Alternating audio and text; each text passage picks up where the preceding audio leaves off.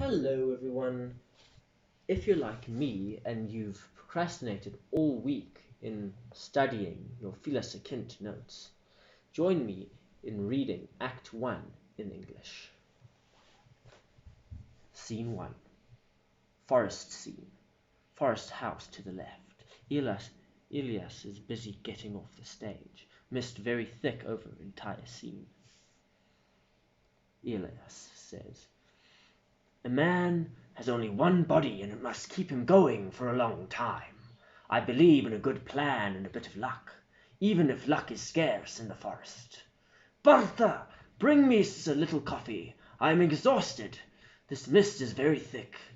Yes, I have to get a few old corrugated irons. The children are suffering from sniff and cough from the wetness in the house."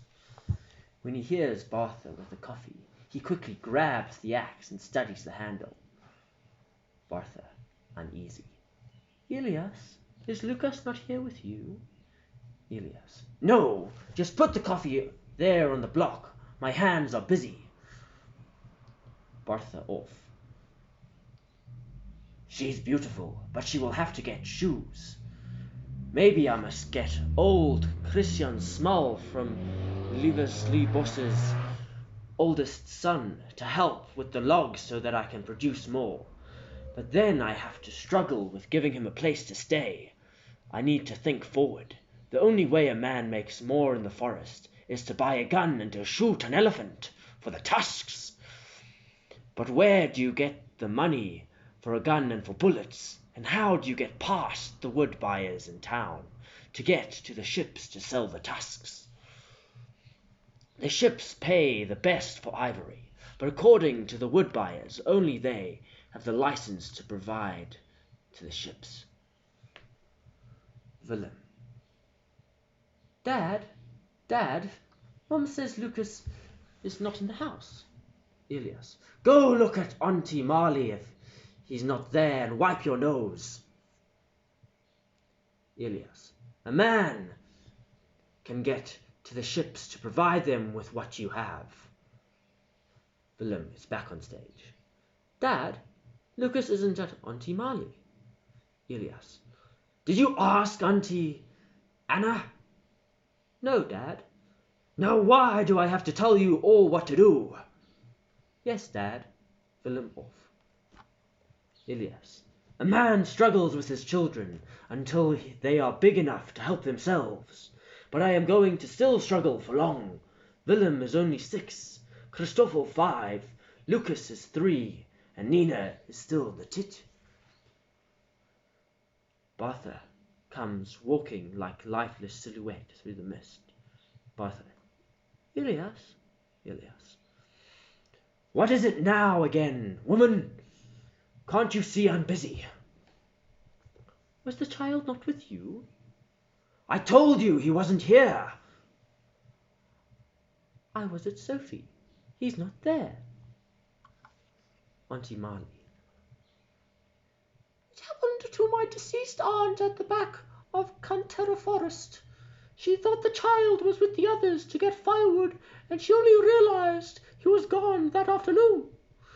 More than a week later, the frozen little body was found. We even went to the funeral." Elias. "I am telling you all, the child isn't gone. Go and look in your houses again. All of you. Look under each boiler and everywhere." Auntie Marley. "We did look, Elias." "Go look again," says Elias. Marley, Sophie, and Auntie Gertie go off. Starts calling to Lucas from different corners. Elias says, "I can't understand how you can just let the child get lost under your watch, Bertha." "I was struggling with the fire, Elias." Elias says, "The child isn't gone." The calls echo through the forest. Auntie Gertie comes on. Elias says, "It's the mist that prevents him from hearing us, Auntie." And Auntie Gertie says, "Elias must go and call all the men to come and help look before it gets too late." The child isn't gone, you are all worrying for nothing. Auntie Kavki says, the child, Elias, is just like a turtle. You still think he's slow, then he's gone. Anna must go and call all the men. I will go myself, says Elias. Auntie Kavki, no, Barta will need you. Anna will walk. She knows the footpath, and she knows what to do when there's elephants along the way. We hear how they call to Lucas. Lights on inside the house. People are coming in and standing round everywhere.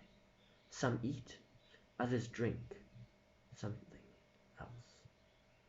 Willem says, the last I saw of Lucasy was the corner of the house when Mum gave him a sweet potato to eat. He just stood there and ate. Elias says, where did you see him last, Christoffel? Christoffel replies, in the house, Dad. He was playing with his stones. And Auntie Marley says, and sighs discouragedly, our dear Lord in heaven will know where the little child will be in this huge forest. I must have seen a trail. There's a lot of children on the island, lots of trails, Auntie Marley says.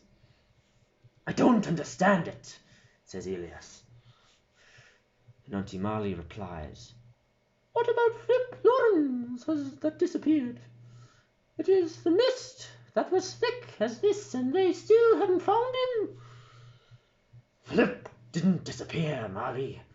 Everyone reckons that the elephants trampled on him, replied Elias. Auntie Marley says, the elephants broke down and ate a lot in this vicinity in this week. They won't even feel if they step on a little child in this darkness. And Elias replies, elephants don't step on children. Martin's on with a few others, and he says, the mist is clearing. I will search south. David, you search west. Kuas, you search north. And Elias, you search east. Every 100 steps we shout. And on the 10th shout, we turn round and come back here, and then turn our steps for about 50 steps. Are the lanterns ready? Yes, here you go, Sophie, and I got them ready, said Aunt Marley. Lanterns were handed out and lighted.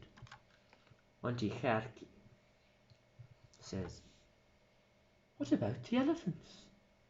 David says, the closest is Gunnar's forest. We can feel at ease while searching. Everyone moves out with the lanterns, and we hear the calls from different parts of the forest. Gradual daylight slowly on. One after the other they came back. The narrator. On the 8th day, Lucas was still not found. And a police officer says, guys, I'm afraid you will have to accept that the child can no longer be alive at this stage. Not teens. You can't live anymore. Barta standing, supported by Sophie and Marley, older and overcome, unending crying clothed in lantha. Elias dropped his head and rolled it from side to side. Lowly lights dim, guitar music. 7 months later, August of 1865, the big rain came, and shortly after the forest keeper came to tell them that parts of a little child's skeleton were found amongst the rubble of the Gorner River. It could have also been that of a baboon. Dum dum dum. Well, how was that? I hope you enjoyed it. Catch me later for scene 2.